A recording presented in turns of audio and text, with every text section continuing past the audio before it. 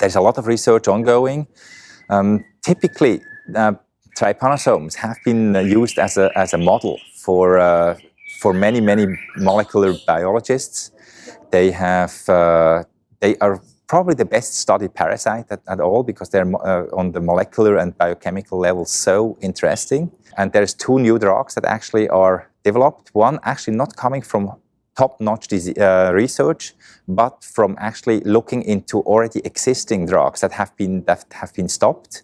There is a recycling of already researched drugs. The Drugs for Neglected Diseases Initiative actually went into so-called libraries of drugs that have been under development and have been stopped for multiple reasons.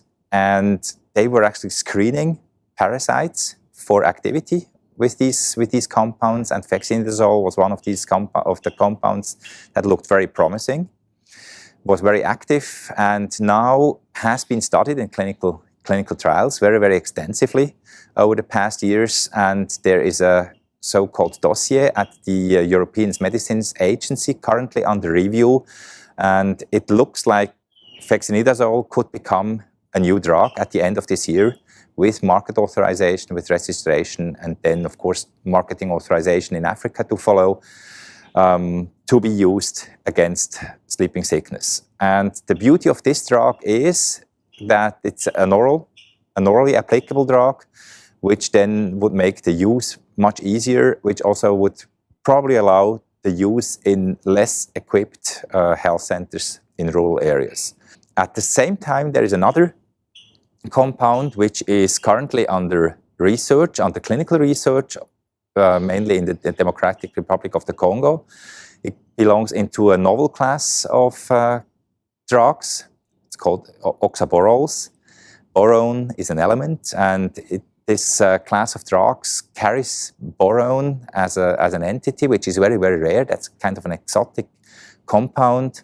At the moment, this research is ongoing, and we hope, if successful, to actually eventually be able to treat sleeping sickness with a single dose medicine, which is an absolute success story. We are coming from treating sleeping sickness 35 days with an organoarsenic drug, 5% fatality rate, going into NECT, nifurtimox eflornithine combination therapy, still 14 days of treatment with a fatality rate down to 0.1%. Already this is an absolute great step into fexinidazole, which would be then an oral drug, making the drugs better available, reduce hospitalization time, and then you have to imagine treating such a massive disease, a potentially fatal disease, with a single dose. So we have come a very long way in the past 25 years.